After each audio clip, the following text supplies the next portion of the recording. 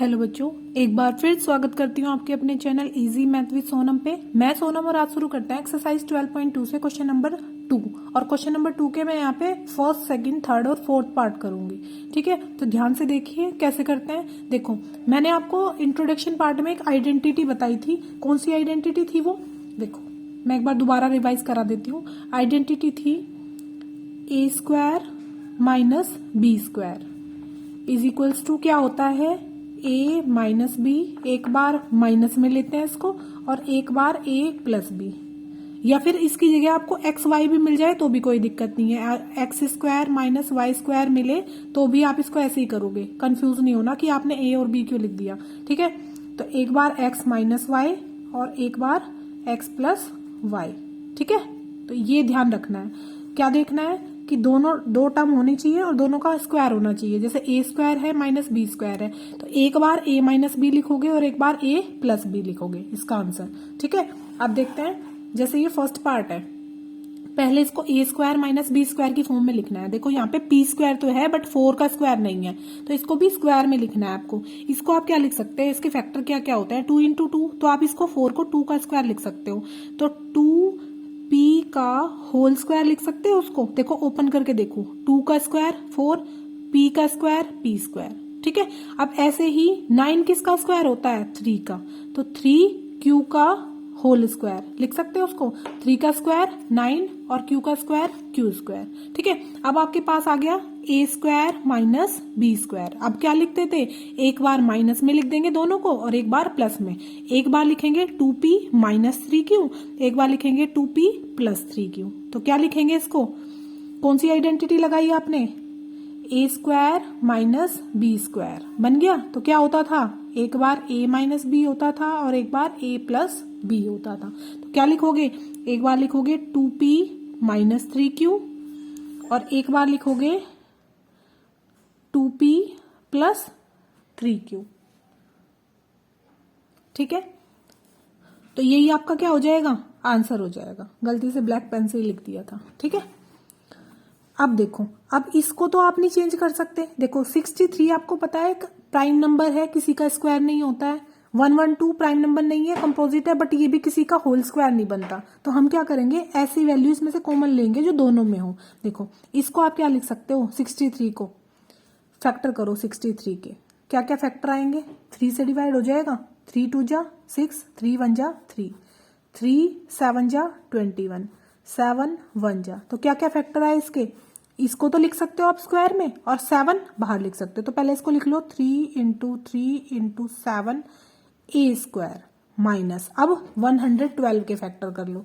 112 के फैक्टर करेंगे तो 2 से डिवाइड हो जाएगा, 2 5 जा 10, 2 6 जा 12, 2 2 जा 4, 2 8 जा, फिर से 2 से करेंगे 14 आएगा, फिर 2 से करेंगे 7 आएगा और फिर 7 से करेंगे तो 1 आएगा।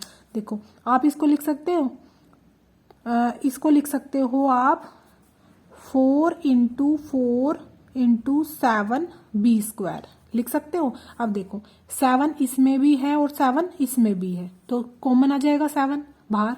अंदर क्या बचा, अंदर बचा 3 इंटू 3, तो आप इसको लिख सकते हो 3a का स्क्वायर लिख सकते हो। फिर माइनस, इसमें से भी कॉमन आ गया बाहर 7, तो इसमें 4b का स्क्वायर लिख सकते हो, क्योंकि 4 कितने टाइम्स है, 2 टाइम्स, तो मैंने इसको लिखा 4 स्क्वायर और ये b स्क्वायर है ही। अब ये किस फॉर्म में बन गया आपका अंदर वाला, ए स्क्वायर माइनस बी स्क्वायर। तो क्या लिखोगे, एक बार माइनस में लिख दोगे, एक बार प्लस में, ये 7 बाहर एज इट इज रहेगा। तो एक बार लिखोगे 3a माइनस 4b, एक बार लिखोगे 3a प्लस 4b। यही क्या हो जाएगा, आपका आंसर हो जाएगा। इजी है। ठीक है, नेक्स्ट पार्ट की तरफ बढ़ते हैं। नेक्स्ट पार्ट में देखो, इसको आप क्या लिख सकते हो, 49 को 7 स्क्वायर लिख सकते हो, तो आप इस दोनों को 7x का स्क्वायर लिख सकते हो। और ये किसका स्क्वायर होता है, 6 का स्क्वायर होता है। तो आपका बन गया ए स्क्वायर माइनस बी स्क्वायर। तो क्या लिखते हैं, एक बार माइनस में लिखते हैं और एक बार प्लस में। आपको हर एक क्वेश्चन में वो आइडेंटिटी लिख के दिखानी है जो मैंने एक बार लिख दी। ठीक है, ये वाली आइडेंटिटी हर एक क्वेश्चन में लिख के दिखानी है। ठीक है, आपको याद भी हो जाएगी जल्दी से। तो एक बार माइनस में लिखते हैं, ए स्क्वायर माइनस बी स्क्वायर है, तो एक बार 7x माइनस 6 लिखेंगे, क्योंकि ये पूरी a की वैल्यू होती है और ये पूरी b की वैल्यू होती है। एक बार 7x +6 लिख देंगे। यही क्या हो जाएगा, आंसर हो जाएगा आपका। नेक्स्ट पार्ट की तरफ बढ़ते हैं। देखो पहले कॉमन ले लेते हैं। आपको दिख रहा है 5 है और आपको दिख रहा है 3 है, ये स्क्वायर नहीं बन रहा। इट मीन्स कुछ ऐसा होगा कि जो दोनों में से कॉमन आ जाएगा। एक तो इसको आप क्या लिख सकते हो, 4 इंटू 4 लिख सकते हो 16 को, और x की पावर 5 को क्या लिख सकते हो, x की पावर 2 इंटू एक्स की पावर 3 लिख सकते हो, क्योंकि मुझे भी इसमें भी x की पावर 3 दिख रही है, वो बाहर ले लूंगी कॉमन। इसको क्या लिख सकते हो आप, 4 इंटू 36 लिख सकते हैं। इसके फैक्टर करना और इसके फैक्टर आएंगे 4 इंटू 36। कैसे फैक्टर करोगे, जैसे मैंने ऊपर करके दिखाया है, ठीक है। और x की पावर 3, अब आपको दिख रहा है कि 4 भी दोनों में है और x की पावर 3 भी दोनों में है, तो बाहर ले लेंगे कॉमन। 4x की पावर 3 कॉमन आ जाएगा, तो अंदर क्या बचेगा, 4x स्क्वायर माइनस 36, बस यही बचेगा, ठीक है। ये बाहर ही रहेगा 4x क्यूब। इसको आप क्या लिख सकते हो, 2x स्क्वायर लिख सकते हो, 2x का होल स्क्वायर, और इसको लिख सकते हो आप 6x स्क्वायर, ठीक है। अब देखो अब कैसे करोगे, अभी भी इसमें कॉमन था कुछ, चलो कोई बात नहीं, वो आगे भी ले सकते हो आप कॉमन, ठीक है।